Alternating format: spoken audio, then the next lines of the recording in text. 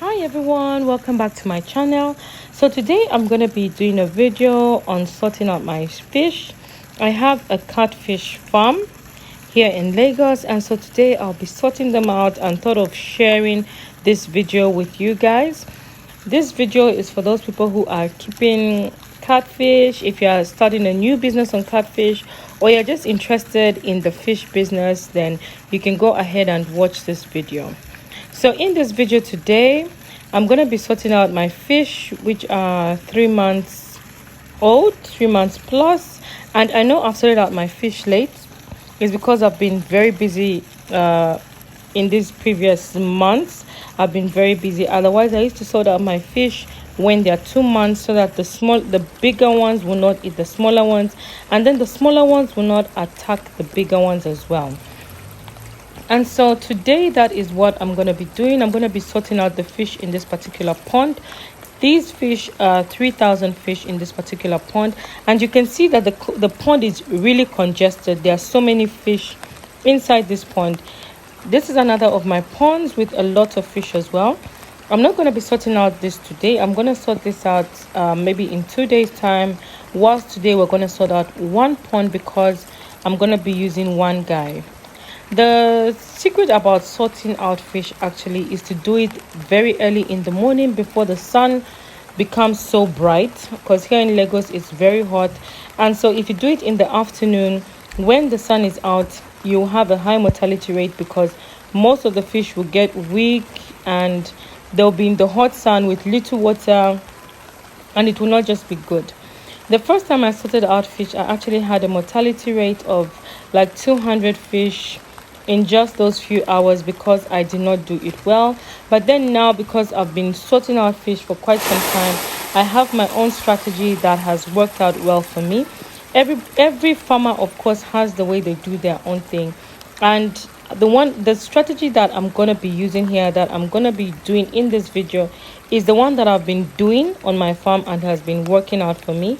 The first time I sorted out, actually, I was with somebody who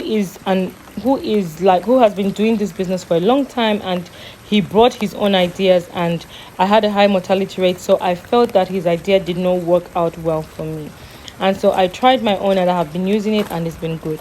So this is my fish pond that we're going to be sorting out today, and then we've brought the water down to a certain level, and my guy right now is just opening the bag so that will bring out all the water. And so this is how I've locked my fish pond. In case you are starting this business new and you'd like to lock your ponds, I put a net on top of my ponds, and then this is my lock. So when I leave, I lock my ponds, and of course the guy can just throw feed through the net. And then I secured the corners of this, and I usually check that everywhere is sealed like every day, though I've had an incident where I realized that one of my ponds has been filtered into because one of the edges was out and I did not realize, and I'll work on it. And so these are the fish. The fish are quite a good size for the months that they are. These fish are 3 months, and this size is quite good. This size has passed melange size, because melange size is like 300 grams to 500 grams, which these fish are more than that. So I'm not even selling these fish as melange.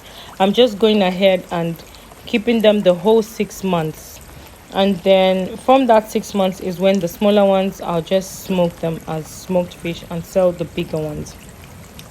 And so I'm just waiting for the water to go down, and because we'll be removing the bigger fish from this pond and putting them in another pond, I'm already filling the water for the ponds that we're going to be using. So these are the buckets that we're going to be using for this sorting. So when you're sorting out fish, you need to have enough buckets that you're going to be using to sort out the fish.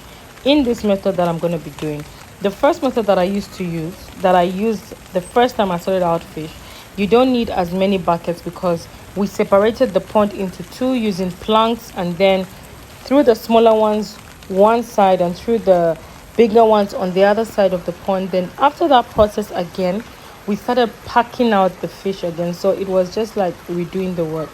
So these are the closures that I use to close my pond. So that's the grey one I was showing you, and then these are bananas by the side of my ponds. So these bananas help my pond area to be cool, especially for the fish that are at that side where the bananas are. And then at the other side as well, each pond has an outlet where I release the water from. And then these are the inlets of the water. I have 2 taps entering each pond, so that because I have 2 water pumps, so if I need water like quickly, I'll just switch on my 2 water pumps. But then if I just need water that is not so urgent, we'll just use 1.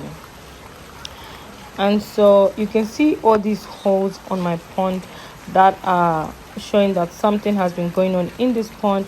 And so I'll have to bring a carpenter to come and seal everywhere around this pond, because I'm not comfortable when I see so many holes on my nets, because that is infiltration. So I'm just gonna be working on my ponds as well, because I've been out for quite some time, and so I know things may not have been going so well in my absence. And so I'm just waiting for the water in the pond that we're going to be using to put the bigger fish in. I'm waiting for it to get to a certain level, so that when we start sorting, as we're sorting, we'll be pouring the fish into the pond that already has fresh, clean water. And that is the important part. The first time I sorted out, we did not make that provision, and so we lost a lot of fish because we left them in a pond with no water. So what I do now is that even before I start sorting out, I've already started filling my pond that the fish are going into with water, and I'll add salt as well to that water. It's not going to be a salt flash, but then I'll add salt because my guy is actually going into this pond, and he's going to be going in with his slippers and with his feet. So just the salt is going to act as a disinfectant for these catfish. Actually, with the experience I've had, catfish, you don't need so many medications for them. I don't medicate my fish. The only thing I do with my fish is a salt flash, and it has been working out very well for me. Only salt is the medicine that I use for this fish. And so now we are ready to start the sorting. We've put all our buckets inside, because you need a lot of buckets, because what he's doing, he's using this blue bucket to scoop the fish out. You could use a net, but then to use a net, they need to be like 2 guys. So he's using this blue bucket to scoop out the fish from the water, and then he's sorting out, putting the smaller ones in one bucket, putting the bigger ones in another bucket, and he'll fill the buckets with water as well, so that the fish do not die because of lack of oxygen. Because as you're putting the fish on top of each other and there's no water in the bucket, there will be no oxygen. The fish at the bottom will not be breathing. That is how I lost fish the first time.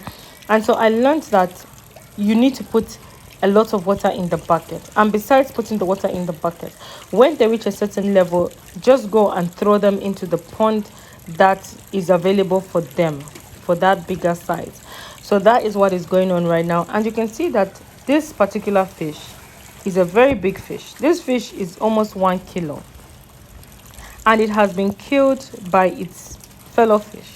And that is what happens. The smaller fish attack the bigger fish, because the smaller fish swim faster than the bigger fish. So the mortality rate you'll be finding is the bigger fish. So this is my pond that will be pouring in the bigger fish. So that thing you're seeing that way, that is where the water comes out from. When we open the back tap, the water will come out from here, and this thing will stop the smaller fish from going out. It acts as a filter.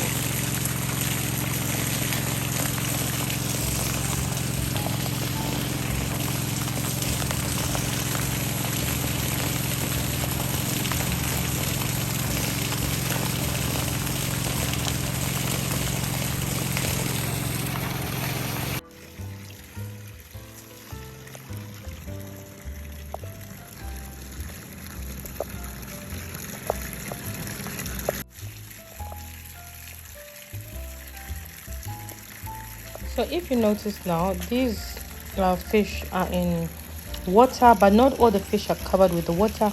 And so you can see all this foam that is coming out, that is being formed by the fish.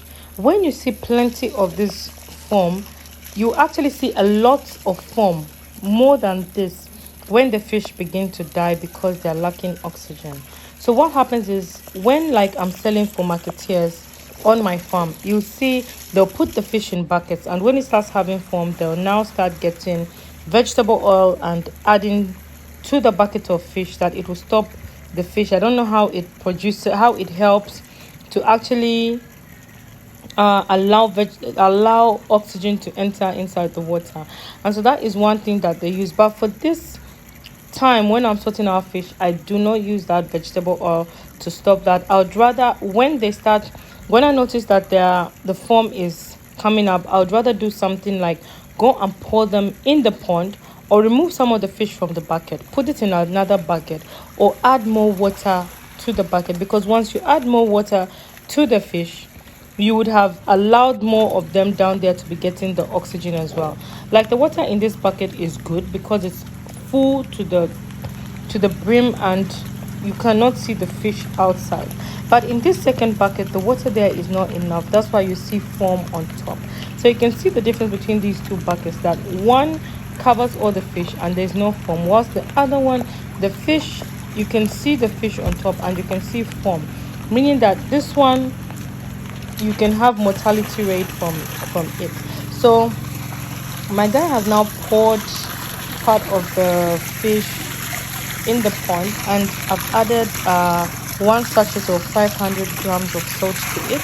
This is just like I'm just doing a salt splash. So it's not really a salt splash because I'm adding the water to quite a lot of water, so it will not be as effective as if I added it to a small quantity of water, which would have been good, because usually after sorting out fish I do a salt flush.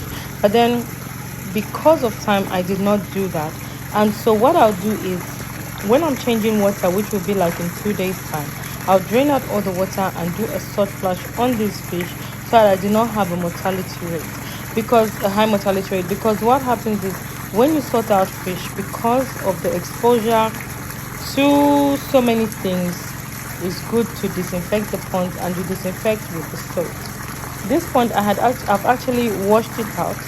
Why it's looking brown is because it's been there for so many batches of fish, and of course it cannot be completely white or be completely clean, and so it always needs a salt flush because of bacteria, etc. And so it is just good when you're sorting out to do a salt flush on the fish. And so you can see these fish are now happy because they are in clean water and more space. And so now my guy has finished sorting out the fish. You can see the bottom of the pond is green. This pond will be green. We will not actually wash the pond. You only wash your pond when you finish selling all your fish, because even if we wash this pond, it will still turn green. And this green things in this pond is not, it's not like bacteria that will harm the fish. It's nothing that will harm the fish. The fish actually even feed on it, so it is just okay. Even if the pond is green, you don't have to wash it right now. It's when you finish selling your fish that you wash and clean out the ponds.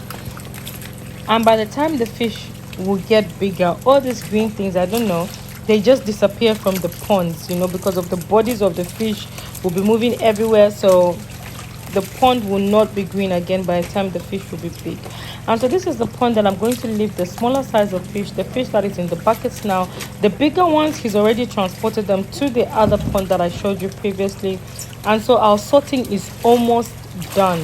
It's almost done. He's actually even now spilling these remaining fish, he's spilling them into the same pond, and we'll add back the water to the pond, and we'll add 500 grams of salt as well to this pond.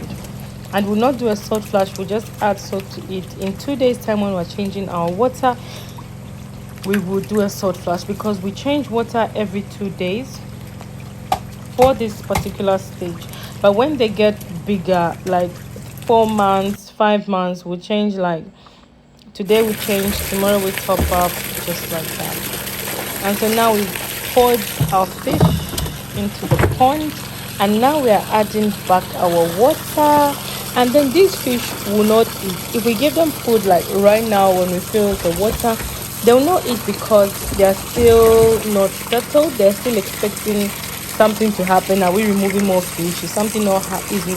They're not yet settled. So like after you add back your water, give them like an hour or two before you feed them, and they'll eat very well. because this particular catfish, the fish that I've been keeping and the fish I know so many things about because of keeping it from experience, they feed a lot when they're in clean water. They love clean water. This water you're seeing here is clean water, and if you see this water tomorrow, you will not believe that it's the same water that we just put in the previous day. It will be so brown and so dirty. And so when the water is clean, these fish eat very well. But once the water is brown, they will not eat at all. They stop eating. Like if you keep this water for 4 days as it is, the fish will not eat at all. So they like to be in clean water and they eat well like that. So we've finished our sorting out. We're now just adding back our water. You can actually see that we did not bring out the fish that they killed previously. The dead fish is in this pond. They'll actually eat that fish. So I usually just leave it for them. They'll eat that fish at any time. Though I know some people say if you leave your fish in the pond, your fish will get used of eating each other. But these are scavengers. They'll still eat each other. So either way, I leave the fish in there for them.